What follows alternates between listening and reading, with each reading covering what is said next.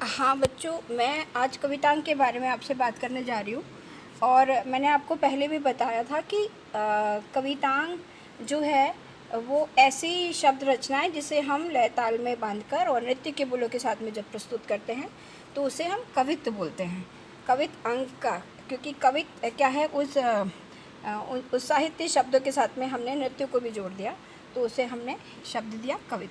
तो नृत्य में उसे कवित बोला जाता है। तो कवित किसी भी तरीके की हो सकती है, राधा कृष्ण से संबंधित हो सकती है, भगवान शंकर से, भगवान गणेश जी से, और लंका दहन और हनुमान जी, श्री राम जी, अनेक जितने भी हमारे देवी देवता है, काली, उन सब से संबंधित हो सकती है।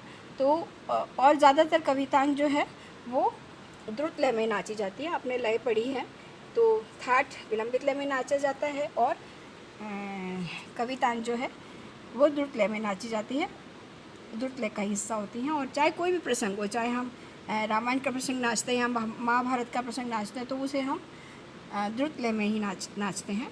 तो इसलिए कवितांग भी द्रुत लय में ही नाची जाती है। तो वो उसी का मैं एक बार आपको ताल दे के पढ़ती हूँ और फिर मैं उसका अंग भाव भी करके बताऊँगी।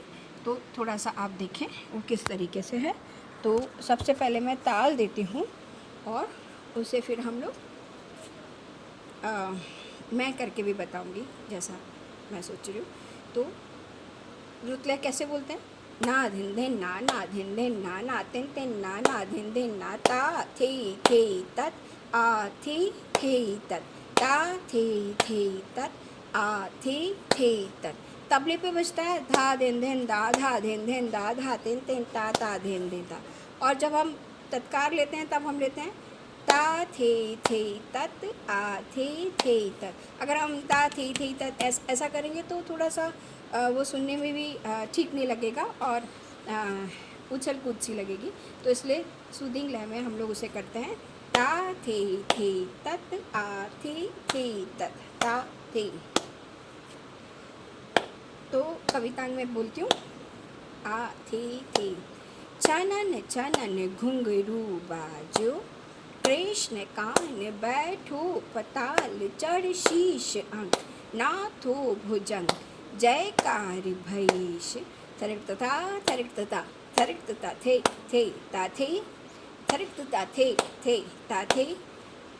थे ता थे।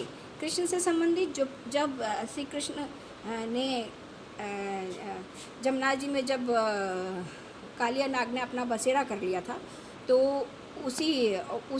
उसका विनाश करने के लिए श्री कृष्ण ने एक लीला रची थी जिसे कि हम लोग बोलते हैं कालिया मर्दन की एक गत बोलते हैं, जिसमें उन्होंने एक लीला रची अपने सखाओं के साथ।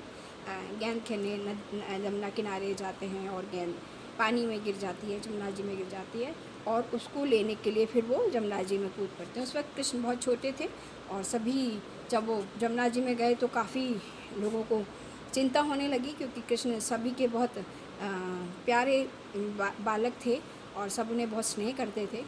तो लेकिन वो इनकी लीला थी, तो वही मैं आपको करके बताती हूँ और हम लोग कोशिश करते हैं और आप लोग इससे कोशिश पहले स्लो करके बताऊँगी, उसके बाद फिर आप देखिएगा, ठीक है? तो ये मैं करती हूँ, मेरे ख्याल से दिख रहा होगा आपको, थोड़ा और से सीधा कर देती हूँ।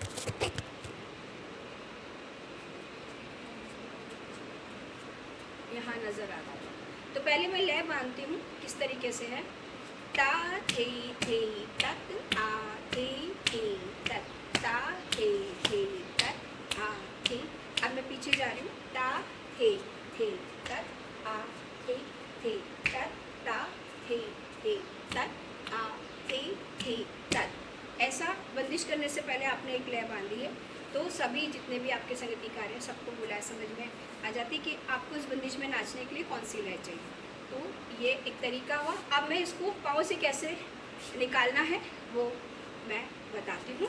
तो छनन पहला बोल है छनन छनन, तो उसके लिए हम करेंगे छनन छनन, ठीक है? घुंघरू बाजो, कृष्ण कान बैठो पताल, चढ़ शीश अंग नाथो भुजंग, जयकार भाई शिव, यहाँ तक। इसके बाद में नृत्य के बोल आ जाते हैं, थरकता थरकता, ये बोल आ जाते हैं। तो उसको हम पाँव से निकालेंगे, थैरी किट तकता, थैरी किट तकता, दोनों पाँव से, थैरी किट तकता, थैरी किट तकता। अभी डबल में हो गया, थरकता थरकता, ठीक है। तो इसको 3 बार कैसे करना है, थरकता थरकता, ठीक है। अब हाथ से कैसे करेंगे, थरकता थरकता। अब तीसरा, थरकता थरकतक, थरकतक, थे थे ता थे, थरकतक थे थे ता थे, थरकतक थे थे ता धा। यहाँ आप पाँव ऊपर कर लेंगे इस तरीके का।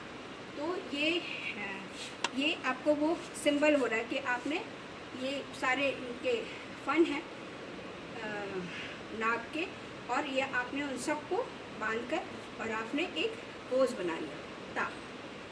तो ये आपको करना पड़ेगा, इसका आप अभ्यास करें और कोशिश करें करने की। और वह जब आपका तैयार हो जाए तो मुझे ज़रूर बताएं। Thank you.